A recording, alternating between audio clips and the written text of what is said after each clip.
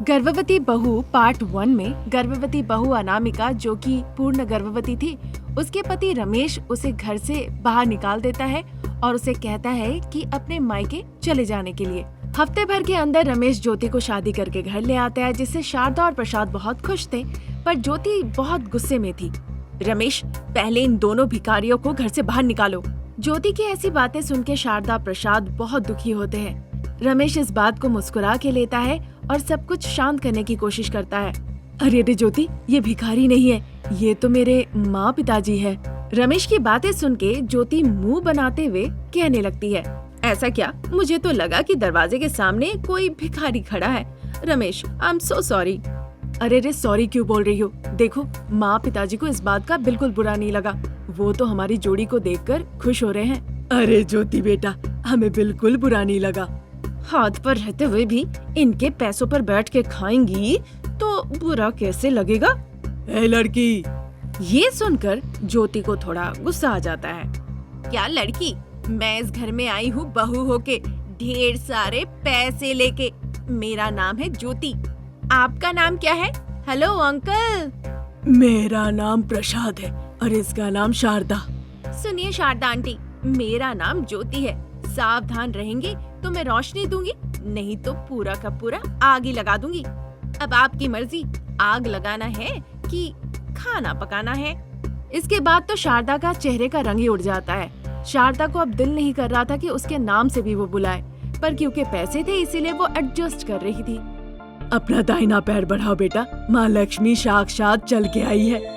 लोग कुछ कहें वो मैं नहीं सुनती, मैं जो कहूँगी लोगों को सुनना होगा, क्योंकि मैं ज्योति हूँ। अगर मैंने कुछ कहा और आपने नहीं सुना तो मुझे बड़ा गुस्सा आएगा और गुस्से में मेरे हाथ में खुजली होती है। फिर मेरे सामने जो भी रहे मैं उसके गाल पे लगा देती हूँ। ऐसा कहने के बाद कहीं वो कस के थप्पड़ी ना लगाते, ये सोचकर शारदा प्रसाद उसे बस देखते ही रह जाते हैं। उनकी बातों का परवाह ना करते हुए ज्योति अपना बाएं पैर से घर के अंदर प्रवेश करती है। रमेश पीछे पीछे आता है। ज्योति अंदर आके घर देखने लगती है। तब तक शारदा और प्रसाद भ्रम में ही थे। बेटा रमेश, नई बहू को सास ससुर से आशीर्वाद लेना चाहिए, जाके कहो।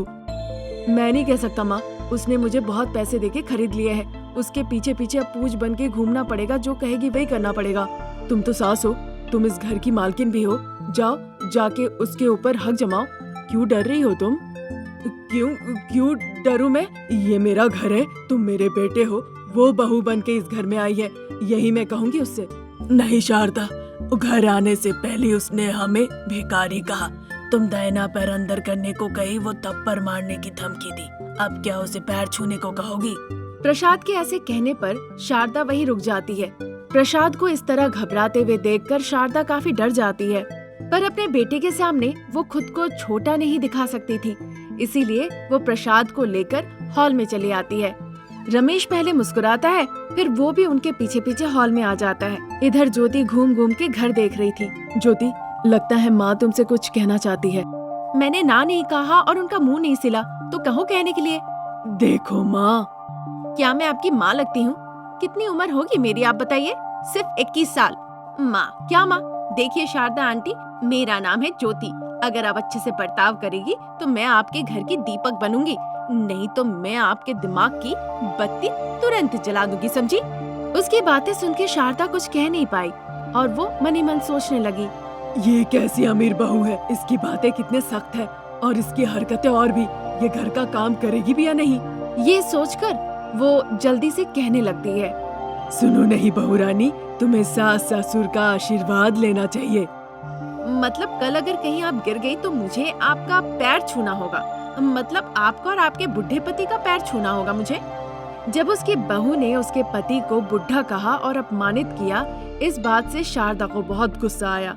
और ज्यादा गुस्सा तब आया जब उसके बेटे ने कुछ नहीं कहा और चुपचाप वहीं खड़ा रहा, जिससे शारदा को बहुत गुस्सा आया और गुस्से से वो कहने लगी, तुम्हारी पत्नी इतना कुछ कह रही है, फिर भी तुम चुपचाप खड़े हो, तुम कुछ कर नहीं रहे हो।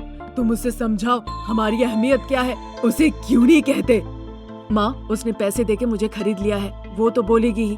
अगर उसे गलत कहता हूँ या ना कहता हूँ तो हमें दुगना पैसा देना होगा उसे। ये सब सुनने के बाद शारदा कुछ कह नहीं पाती। इसी तरह दिन निकल रहे थे। शारदा खाना पकाना, घर का काम करती थी प्रसाद बाजार से सब्जी लाने जाते हैं। बेटा गाड़ी धो रहा था और बहू कार धो रही थी। अमीर बहू रानी मेकअप लगा के घर से बाहर जाती थी और बेटा रमेश हज का कुत्ता जैसे उसके पीछे पीछे जाता था। शारदा और प्रसाद के लिए दिन काटना बहुत मुश्किल हो गया था। जब वो दोनों सो जाते हैं तब शारदा एक दिन कहती है, जब बहू अनामिका यहाँ थी तो वो हमें माँ बाप की तरह देखभाल करती थी, पर हमने उसे बहुत परेशान किया। उसी का आज फल भुगत रहे हैं। हाँ शारदा, बिल्कुल तुम सही कह रही हो।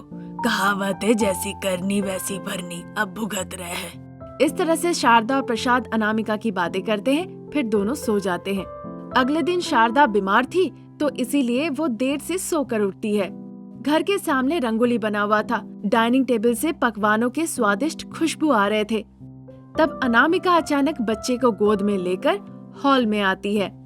शारदा बहुत खुश होती है। वो प्रसाद को बुलाती है। प्रसाद भी अनामिका को देखकर बहुत खुश हो जाते हैं। तब तक रमेश और ज्योति वो दोनों भी हॉल में आते हैं। शारदा प्रसाद को कुछ समझ नहीं आ रहा था। तब रमेश कहने लगता है, माँ, पिताजी, जिस लड़की के पास पैसा है वो ज्योति जैसी है और जिस लड़की के पास प्यार श्रद्धा है वो अनामिका जैसी है। कहता तो आप समझ नहीं पाते, पर आपने देखा तो शायद समझ गए। ये मेरी दोस्त है, ज्योति नाम है। मैंने अपनी समस्या बताई तो उसी ने समाधान दिया और आप लोगों में ये परिवर्तन आया। बहुत खुश हूँ बेटा, तुम माँ लक्ष्मी को वापस ले आए। तब से शारदा अनामिका एक साथ मिलके खुशी खुशी जीवन बिताने लगते हैं। कादमपुर गांव में शारदा नाम की एक कंजूस महिला थी। इतनी कंजूस थी कि उसके बारे में सिर्फ उस गांव के ही लोग नहीं, आसपास के गांव के लोग भी जानते थे। इस वजह से कोई भी अपनी बेटी का हाथ उसके बेटे रमेश के हाथों में नहीं दे रहा था। रमेश को पता चल गया कि उसकी माँ की कंजूसी की वजह से उसकी शादी नहीं हो रही है, इसीलिए डेली मजदूरी करने वाली अनामिका से वो शादी कर लेता है। इस तरह उन दोनों को देखकर शारदा बहुत दुखी हो जाती है और मन ही मन सोचती है, बिना खर्च के बेटे की शादी होगी इसलिए खुश होना चाहिए, या फिर आज से मरने तक एक मुट्ठी चावल, प्याज, तेल, नमक की खर्च और बढ़ गए इसलिए रोना चाहिए। ये सुन के बेटा रमेश कहने लगता है, बिना बता के शादी कर ली, माँ तुम नाराज हो? मैं क्यों नाराज हूँ बेटा, बिना खर्च की शादी हो गई, इससे ज्यादा खुशी और कहाँ मिलेगी बोलो। फिर तो माँ तुम दुखी होगी क्योंकि आज से चावल, तेल, मिर्च, नमक, इन सारी चीजों के दुगने खर्च भी तो बढ़ गए। ये सुन के शारदा मनी मन कहने लगती है, दुखी कैसे ना हूँ, खर्च बढ़ेंगे इसीलिए तो अब तक मैंने तुम्हारी शादी नहीं कराई थी, पर जब अब शादी करके तुम अपनी पत्नी को घर ले ही आए हो, तुम मुंह पे सच बोल के सबके सामने खराब क्यों होना? मुझे पता है खर्च कैसे कम करना है। मन में ऐसा सोचकर वो मुस्कुराते हुए कहती है, अनामिका तुम्हारी पत्नी है, अब से वो तुम्हारे साथ ही रहेगी। पत्नी के ऊपर खर्च करना कोई गलत बात नहीं, पर बिना मतलब का खर्च करना गलत बात है। मैं बहू को सब समझा दूंगी, तुम खुश रहो, जाओ। इस तरह से कहने के बाद अनामिका और रमेश दोनों शारदा के पैर छूकर आशीर्वाद लेते हैं। उस दिन अनामिका खाना पकाती है। एक बार के खाने के लिए आधा केजी चावल, 1 टमाटर, 2 मिर्च, 2 कप तेल और 2 प्याज खर्च हो गए। फिर 3 वक्त के खाने के लिए कितना खर्च होगा? हाय भगवान, फिर तो मुझे जमीन बेचनी पड़ जाएगी। कल से बहू को अच्छे से हिसाब किताब सब समझा दूंगी। इसी तरह पूरी रात वो सोचती रही और उसे बिल्कुल नींद नहीं आई। अगले दिन सुबह सुबह अनामिका सर से नहा के फिर किचन में आती है। किचन में तब तक सारे कप्स लाइन से लगा के रख दिए गए थे।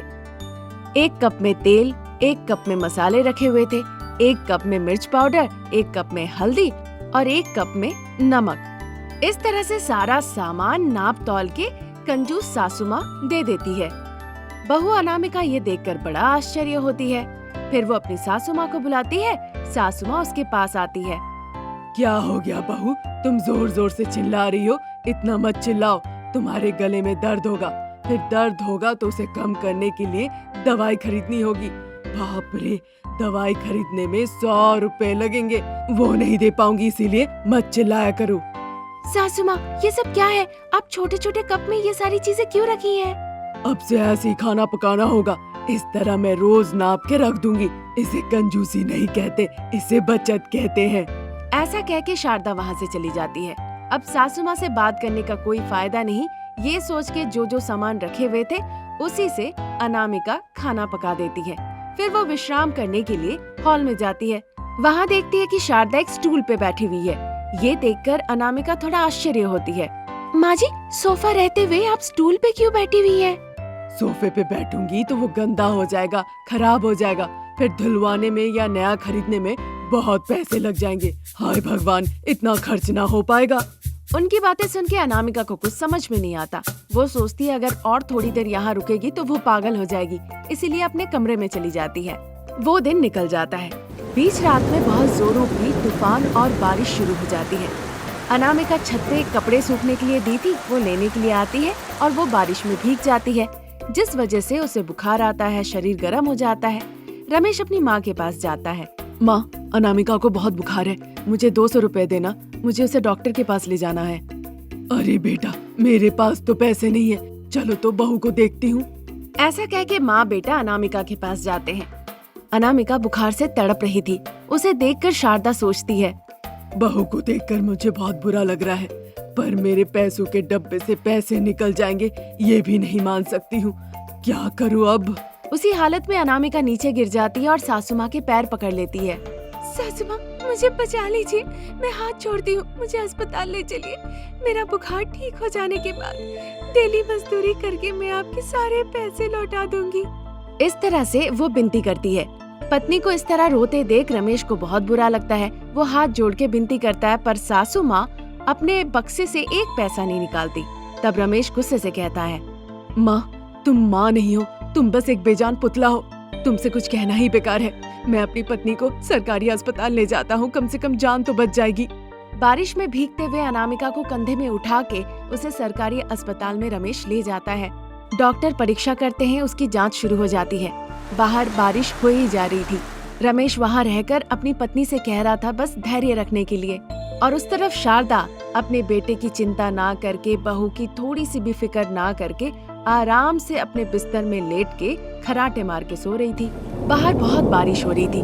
क्योंकि शारदा का घर नीचे स्तर पे था, इसीलिए बाढ़ का पानी शारदा के घर में घुस जाता है। पूरे सामान गीले हो जाते हैं। उस बाढ़ के पानी में शारदा बिस्तर पे चढ़ के खड़ी हो जाती है। हाय भगवान, बारिश में मेरे पैसे गीले हो गए। ऐसा कह के जैसे ही वो पैसे का डब्बा खोलती है, सारे पैसे पानी में गिर जाते हैं और बाढ़ के पानी में बहने लगते हैं। ये देखकर शारदा बहुत चिंतित हो जाती है। उधर सरकारी अस्पताल ऊंचाई में होने की वजह से रमेश और अनामिका सुरक्षित थे। 2 दिनों तक बाढ़ का पानी वैसे ही रहता है। शारदा भी वैसे ही खड़ी रहती है। इस वजह से बहुत वो थक जाती है और बेहोश होके गिर जाती है। अनामिका का बुखार कम होने से रमेश उसे घर ले आता है, पर शारदा को देखकर वो परेशान हो जाता है। शारदा को देखकर अनामिका परेशान होकर कहती है, अरे सासू माँ, आपकी ये हालत कैसे हो गई? बहू, मुझे माफ कर दो। कंजूसी से मैंने सारे पैसे दबा के रखे थे और वो सारे पैसे बाढ़ में बह गए, और उसके साथ साथ मेरी कंजूसी भी बह गई। अब मैं तुम्हें कभी परेशान नहीं करूंगी। शारदा इस तरह कहती है। माँ को बदलते हुए देख रमेश मन ही मन बहुत खुश होता है। अगर ये कहानी पसंद आई तो हमारे चैनल को जरूर सब्सक्राइब करें। Thank you for watching.